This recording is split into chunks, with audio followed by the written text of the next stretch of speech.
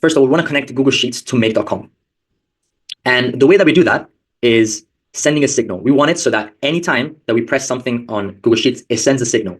Remember, what did I say was the thing that we need in order to get notified of something happening in a platform when we do something? What is that one thing that we need?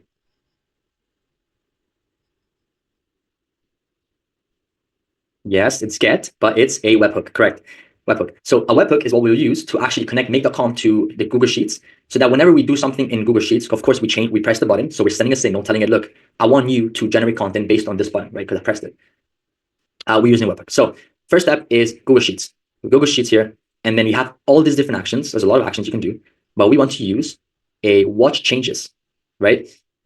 And this is instant and acid. Now, instant means that the trigger, so the webhook will be notified instantly. As soon as you press it, it notifies the automation. So we press this, and we want to add the webhook, right? So you go here, you add it. It's like you're getting your own unique URL that you will use. So here you put Michele connection. It doesn't matter what you name it, but of course, it's always good to name things. Let me charge my MacBook before it dies. 26th of January. And we have a webhook here. Now you can see a webhook right here is composed of the fixed part and the variable part. So this is the unique part of the webhook. And that's exactly what we're going to use to connect it to Google Sheets. Now, how do we do it? Because when we just got the link, we didn't do anything with Google Sheets, right? So we copied the address to do that and go here, and we want to go to extensions, add-ons, and get add-ons, right? So we're basically installing a small app within Google Sheets that allows us to connect. And this will be make for Google Sheets. Now, the guide step-by-step will be shared by Outscale, so don't worry, everything is laid out in a document, because I know when I first got into this, I had no idea. Someone explained it to me and I was still stuck. So make for Google Sheets, you press this, and then you install it, right? Once you install it, you will have the plugin right here, extensions, make for Google Sheets, and settings. And here is where you can add your own unique URL. So I already had it. Let me delete this. And you can put your webhook URL here and here. Right now, what we're saying is anything that we touch on this whole Google Sheets, send a signal to make.com, right? We can add filters. So filters meaning the sheet. Anything that we touch or that we sort of do within this sheet. So we can put posts, send a signal. And then you can even go further with the filtering. Anything that we do in the sheet, in this range, so from C1 to C1000, then do it. But obviously, we don't put the range because we're using two triggers. We're using the generate content button and also the post content button. So we want to keep it wide. Save. And we press OK. Now, in theory, what should happen is that anything that we change to the sheet, anything, even pressing something, writing a letter, it should trigger the automation. So we can run this once. And we go here like this. And this should trigger. Okay, so this triggered the automation because we did an action and sent a signal. Now, again, what did I do? Watch changes. So you go here, watch changes. You got the webhooks, you made a unique URL, and then you're like, okay, how can we connect Google Sheets to make.com? You go to extensions, you go to add-ons, get add-ons, you go to make for Google Sheets here. You go to this one, you download it, and that's the one that you're going to use to then go here, make for Google Sheets, settings. You're installing it, and then you're adding the URL. That's essentially what it is. Here and here. Remember, here and here. It needs to be in both. Now, let's design our content system. So this will have nothing to do with make.com, but just to make it look nice. And let's copy what we have here. We have idea topic, we have content trigger, Facebook, LinkedIn, image. So we can put idea topic. We can put generate trigger. We can put Facebook post. We can put LinkedIn post. We can put image URL. And we can put post trigger. Now, for the button, what I want is drop down, right? So a button here that we can press. And we want to start at B2 because that's where this starts, so B2. And I want to make the button generate. That's the first button that we're going to press. Let's make that yellow. And then we are going to put done, which is green. So the reason why I'm putting generate and done is because you could theoretically just put generate and press the button and it does.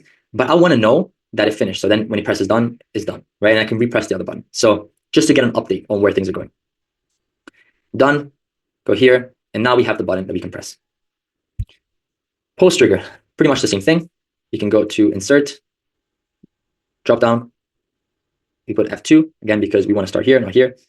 We put post. We go to yellow, and then we put done. This is even more important that you have the done because you don't see in the sheet if it's posted. You only know it's posted because it goes to Facebook and LinkedIn. And you remember how LinkedIn had a problem? Well, you know it did not have a problem because we will put the update at the end when it's posted to LinkedIn. So it posts to Facebook, posts to LinkedIn, and then it makes the update. It turns this to done. So that you know for a fact that it actually posted, right? So you press this button, it goes to the automation, and then it updates this. So you know that it's posted and there's nothing you have to worry about. If it didn't post, so if after like 15 seconds, it says it doesn't say anything, it doesn't change to done, then you know something's wrong. You have to go back to automation and just fix whatever it is that you want. Now, the next step, of course, is to make the generate content flow. So there's two different flows. And to separate a scenario, we use something called a router, right? Separating a scenario based on two different filters. We want to send it this way to generate content. What this means is we want to generate content. So the scenario knows it wants to generate content when I press this button in this column, and it's this right here, generate, not done, right? Because we want to generate content when we press generate, not done. So again, the filter is we want to make it so that whenever we press this button, generate, in this column, it sends a signal and it sends it that way. How do we do this? Filters, right? So we add a module, we add a router right here, and you can see it splits it into two different ways. Now, here is where we add a filter, set up a filter. So, and here as well. So we're going to do that first. We're going to set up a filter. And let me actually run this by pressing the button. Wait for new data. Generate. And this should trigger. Generate. And the range is column start is 2 because the column is the second one, A, B, 1, 2. And the value is generate. So that's exactly the filter that we have to put. We go here, set up a filter. We put condition is column start is 2 and the value is generate. So here is generate content. You press save. Now, this one is pretty much the same thing. The only difference is that the column start, so the column where we're actually pressing the button is 1, 2, 3, 4, 5, 6, and the button is post. So column 6 and the button is post. 6 and value is post. Post content. I'm just going to add a set variable, so you don't need to just to test. X, this doesn't matter. Let me put save, and let me clone this to put it here as well. This is just a test. You don't actually need to do this, but just to make sure that the filters actually work, we go to test the actual button. Someone says something very interesting. How do you check the quality of the content before posting? That's exactly why it's a two-step automation. We're not automatically generating content and then posting it. We're generating content. It comes here, and then you check if you like it, and then you can post the button, right? There's a step. I always say to my clients, you need a human there to check the content because AI, yes, we can have the best prompts in the world, but it won't always be 100% aligned with the expectations that you have, right? It'll get 95% there for sure if you have the right prompts, but you always need someone there to double check the prompt before it's heading out. So great question. In there. So we made the Google Sheet, and now we're testing that when we press this button, it sends it this way, and when we press this button, it sends it that way. So let's wait for new data. We can press the button, generate, and theoretically it should only go that way because we've set the filter right there. See, 1, and it goes this way. Now, alternatively, we can wait for new data, and we can press this button, post, and it should send it this way. So that's how we know that we're doing things right. The next step is to add a ChatGPT module, just like we did for the email, to generate the Facebook post. Then we do the same thing to generate the LinkedIn post, same thing to generate the image, and then bring it all back to the sheet. So the way to do that is, 1 second, watch changes. What changes is here.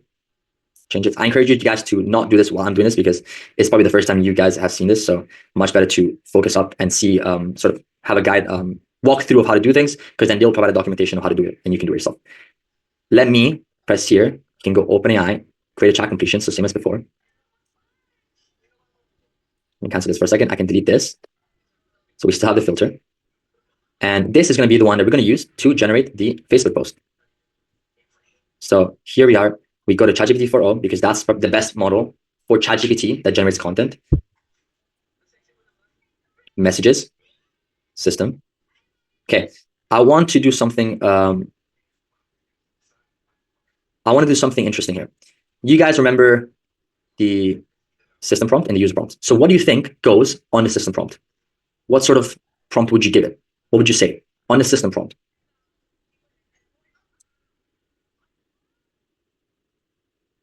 Lori, you got it?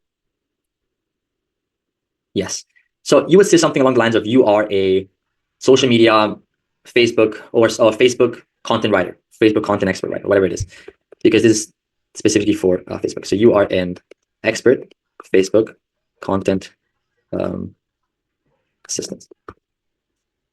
So let me add, and the user should be, your task is to generate a captivating Facebook post.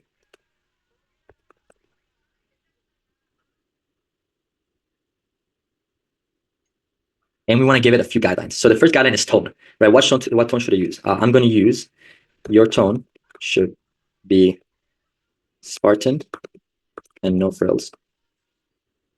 And also, yeah, Spartan, no frills. I think that's pretty much it.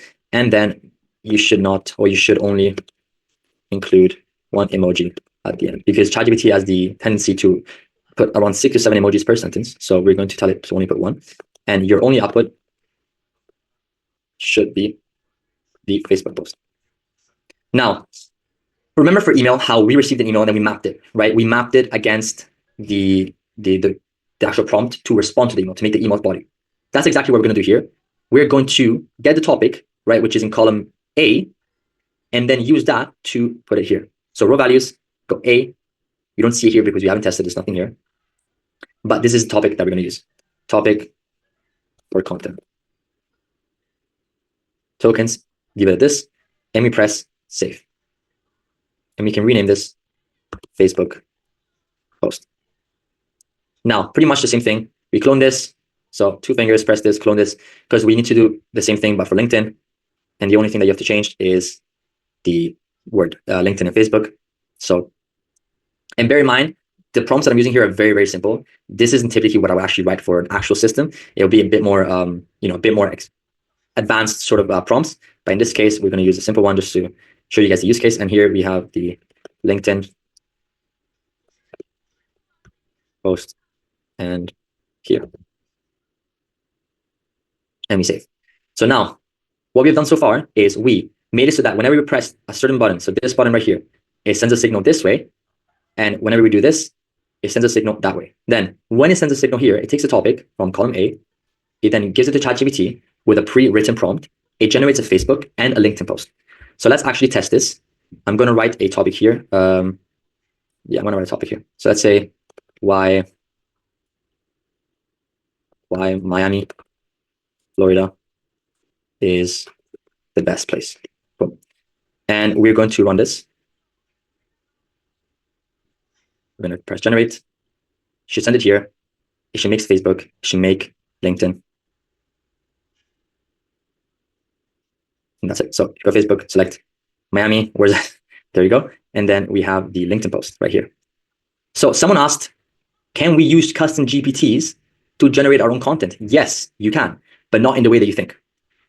You understand how, I showed you guys how you don't have to pay for ChatGPT to use ChatGPT automation, like in the automation sort of world. You go to openAIplatform.com and then you get the OpenAI key there. That's the same thing. So in this case, to use a custom GPT, you have to make a so-called assistant within the platform.openai.com. And then to actually use it, you use this one, message an assistant, right? You go here, and we're not actually using this now, but just because I saw a lot of questions about that, you can press your assistant, and then that's the assistant that you're going to use to message. So that's sort of responding to one of the questions that's there. Can this post on Instagram or TikTok? I'm not too sure about TikTok, but I know that Instagram can. So next steps, we have done this. We have to just generate an image. That's the main next step here. So how do we do this? We go to OpenAI. We generate an image. So generate image. Model will be DALL-E 3.